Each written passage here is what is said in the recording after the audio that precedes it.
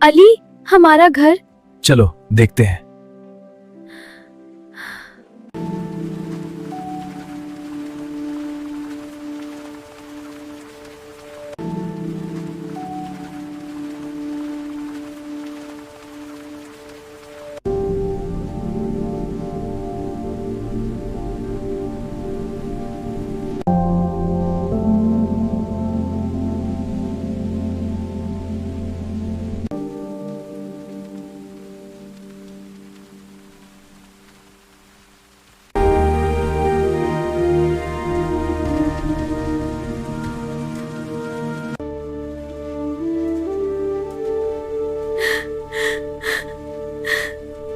गुड्डी, अल्लाह का शुक्र है तुम दोनों ठीक हो।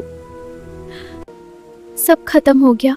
सामान दोबारा आ सकता है, लेकिन हम सब ठीक हैं, ये सबसे जरूरी है। नहर का बंद टूट गया है, पानी फिर आ सकता है।